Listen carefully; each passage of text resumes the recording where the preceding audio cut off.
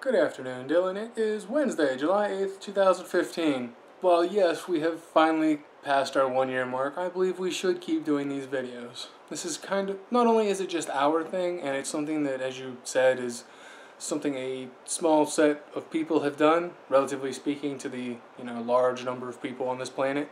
This is our little thing to do, and I really enjoy it. I kind of don't want it to end, yet at the same time, if it does have to end, that's just life. In your video, you mentioned how machines are outstripping humanity, supposedly, because they're doing things we never were capable of.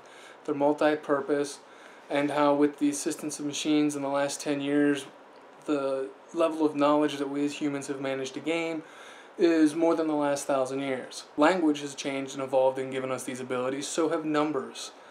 Originally, numbers were used to count things, to keep track of inventories, and with trade and barter. Numbers now are used to develop these theorems to explain everything, or attempt to explain everything. Numbers run the machines. This device that we've had for most of human civilization, we're just now starting to put to its fullest potential that we understand today. 50 years down the road, the fullest potential of numbers may have changed. The comment you made about how you can't learn it all. People used to use writing as a way to store this information that they couldn't keep. Writing was probably doing to society what the internet is doing now. It wrecked society because now you can store your information and come back to it later.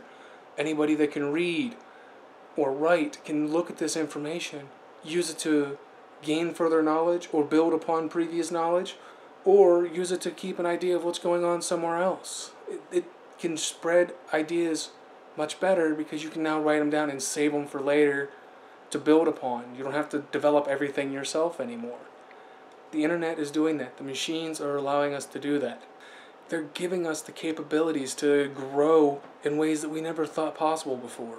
This unprecedented growth may be causing humanity as we know to fracture and crumble and question itself, just like every great invention that's ever come from the past up to today. It has wrecked society. The changes of society, from the feudal system to a capitalist system, even though there were different changes in between, wrecked every society that it ran into. They came out on the other side probably stronger and better. I say that just because I live in today's time and not back then, so obviously I'm going to be biased towards thinking this one's better. The technology we have today is wrecking our idea of society and moving us forward into something else. And I think the fact that we are questioning whether or not we are in a point where what we're doing is outstripping the idea of humanity and what we think humanity is, and if it's right or wrong, is a good step. It's showing us our boundaries, letting us have a chance to develop stronger societies, more tolerant societies, all these things that people want but don't quite have in the environment they live in. Since a society is literally a culture group that people develop and say, yeah, we like these rules, we're going to follow them. Or no, we don't like those rules, they aren't going to happen.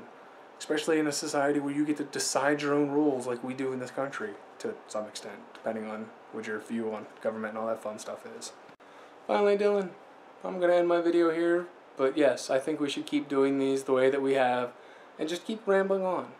I don't care if we become the most popular people on the internet or we never gain any more viewers. I think this is something that you and I do that gives us a special connection that most other people don't get and probably never will get. Anyway, Dylan, I will see you around, hopefully Friday. Have a good one. Bye.